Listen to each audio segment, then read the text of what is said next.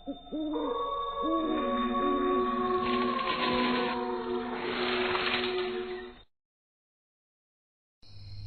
की स्याही में कई ऐसे गांव छिपे होते हैं जिनका नाम भी जुबान पर लाना मनुष्य मात्र के लिए अपशगुन माना जाता है। वहीं हिमालय की तलहटी में बसा एक गांव कशानपुर। लोग कहते हैं वहां अघोरी रहते थे। ऐसे अघोरी जो आत्माओं से बात करते थे और कभी कभी उन्हें बुलाते भी थे। किसी ने कभी गांव में कदम न रखा, किसी ने वहां से लौटकर कुछ न कहा। और इसी कहानी की शुरुआत होती है 3 दोस्तों अयान, रोहन और श्रुति से, जो इस जगह की सच्चाई कैमरे में कैद करने निकले थे। मनाली से लगभग 23 किलोमीटर दूर एक टूटी फूटी पगडंडी के अंत में बस एक ही रास्ता जाता था, वही जहां से कई लोग वापस कभी नहीं लौटे। तीनों दोस्तों की गाड़ी उसी रास्ते पर थी। यार अयान, ये रास्ता कितना सुनसान है। जीपीएस भी सिग्नल नहीं पकड़ रहा और ना ही ऑफलाइन मैप में इसका रास्ता दिखाई दे रहा है। इसी को एडवेंचर कहते हैं। वीडियो वायरल चाहिए ना तो डरना बंद कर दे। मुझे नहीं लगता कि हम यहाँ डॉक्यूमेंट्री शूट कर रहे हैं। लगता है हम मौत का एपिसोड बना रहे हैं। गाँव कोई भूतिया नहीं, बस कहानी बनाई हुई है। कैमरा ऑन करो। दूर पहाड़ों में ठंड बढ़ती जा रही थी। सड़क संकरी, चारों तरफ पेड़ों की काली परछाइयां थी।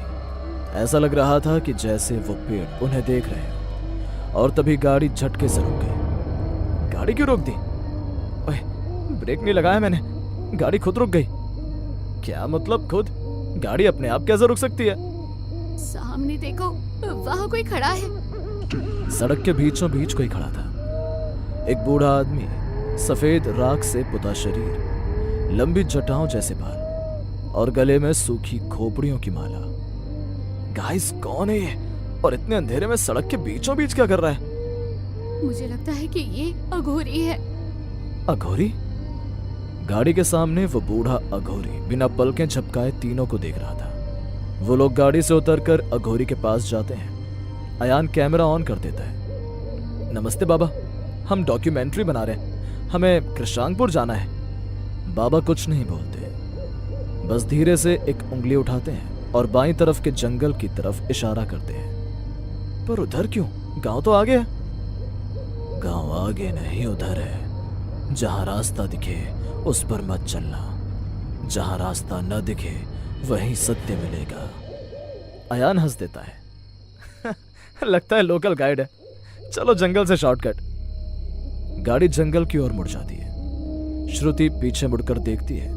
वो अघोरी वहां से गायब था, जैसे कि वो वहां कभी था ही नहीं। तीनों दोस्तों को अंदाजा नहीं था कि सब कुछ अब शुरू होने वाला है। तीनों ने जो रास्ता चुना था वो रास्ता मनुष्यों के लिए नहीं बनाया गया था। जंगल घना होता जा रहा था और अंधेरा फैलता जा रहा था। गाड़ी का रास्ता खत्म हो चुका था।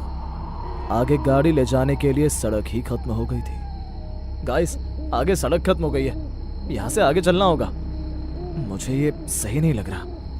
मुझे ऐसा लग रहा है जैसे कोई हमारे साथ चल रहा है। और सच में हर शाख, हर पत्ते, हर हवा के झोंके में एक अनदेखी परछाई थी।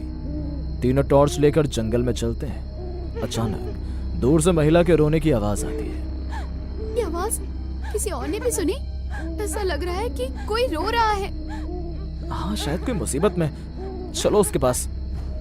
रुको, ये जंगल है, यहाँ ऐसी आवाजें भ्रम भी हो सकती हैं। लेकिन रोहन दौड़ता हुआ आवाज की तरफ चला जाता है। श्रुति और अयान उसके पीछे पीछे भागते हैं। कुछ दूर जाने पर उन्हें एक टूटा हुआ कुआं दिखाई देता है। उसके पास एक औरत बैठी हुई, लंबे बाल, सफेद साड़ी और सिर पटक पटक कर रोती हुई। रोहन, रुको, उसके पास मत जाओ। लेकिन रोहन उसके सामने जा खड़ा होता है। मैडम, आपको क्या हुआ है? आप रो क्यों रही हैं? औरत धीरे धीरे अपना चेहरा उठाती है। उसका चेहरा इंसानी नहीं था। मुंह कान तक फटा हुआ था, आंखें खून के धब्बे जैसी थी। तुम्हें यहाँ नहीं आना चाहिए था। वो रोहन की तरफ झपटती है। रोहन चीखता है। अयान और श्रुति उसे पकड़कर पीछे खींचते हैं। तभी वो औरत कुएं के भीतर कूद जाती है और कुआं पल भर में गायब हो जाता है, जैसे वहां था ही नहीं। अब तीनों को एहसास हो चुका था कि यह जगह सामान्य नहीं थी और शायद उस अघोरी ने उन्हें जानबूझकर यहां भेजा था। घंटों चलने के बाद तीनों एक पुराने टूटे हुए मंदिर तक पहुंचते हैं। चारों तरफ शमशान, मिट्टी में आधी धसी हुई हड्डियां और दीवारों पर अजीब अजीब मंत्र। ये शायद वही जगह है जहां अघोरी रहते थे। अचानक एक घंटी अपने आप बजने लगती है। कौन है वहाँ? अंधेरे से वही बूढ़ा अघोरी निकल कर आता है। कहा था ना, जो रास्ता नहीं दिखता वही सही है। तीनों डरकर पीछे हटते हैं। बाबा, आप हमें यहाँ क्यों लाए?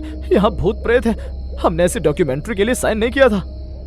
जो दिखता है वो झूठ होता है, जो छिपा है वही सत्य है। अघोरी हाथ में राख उठाता है और हवा में फेंक देता है। राख घूमकर एक आकृति बनाती है, एक गांव की आकृति। जलता हुआ गांव, चिल्लाते हुए लोग और बीच में एक अघोरी। सालों पहले कृषांगपुर में साधना होती थी, लेकिन गांव वालों ने अघोरियों को दानव समझकर जीवित जला दिया।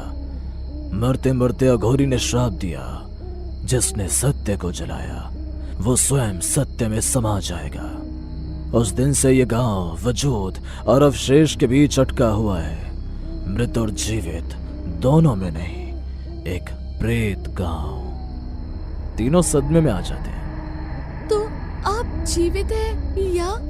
इससे पहले कि श्रुति अपना वाक्य पूरा कर पाए, अघोरी मुस्कुराता है, एक रहस्यमयी ठंडी मुस्कान। मैं श्राप का रक्षक हूं और तुम तीनों बुलाए गए मेहमान। अघोरी उन्हें मंदिर के अंदर ले जाता है। वहां एक बड़ा काला चक्र बना हुआ होता है, मंत्रों से भरा हुआ। तुम सोचते हो कि तुम यहां सच ढूंढने आए हो? नहीं, तुम्हें लाया गया है एक कारण से। किस कारण से? अघोरी मुड़ता है, उसकी आंखें लाल होने लगती हैं। क्योंकि श्राप को तोड़ने के लिए 3 आत्माएं चाहिए थी।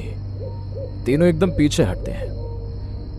हम जा रहे हैं यहां से कोई वापस नहीं जाता।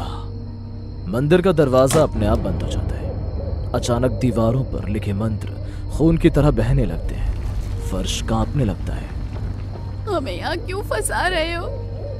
क्योंकि तुम में एक ऐसा है जो उस गांव से जुड़ा है, वही जिसके कारण ये श्राप लगा। तीनों चौंक जाते हैं। हम तो पहली बार यहाँ आए हैं। अघोरी आयान की तरफ देखता है। नहीं, तुम पहली बार नहीं आए। तुम्हारे खून में वही वंश बहता है जिसने उस अघोरी को जलाया था। कृषांगपुर के प्रधान का वंशज तुम, अयान। अयान की सांसें रुक जाती हैं। अब पहेली पूरी हो चुकी थी। अयान का परिवार सालों से पहाड़ों के इस हिस्से में रहता था, लेकिन उसे कभी नहीं बताया गया कि उसके पुरखे क्या करते थे। मैंने क्या किया? मेरे पुरखों की गलती की सजा मुझे क्यों?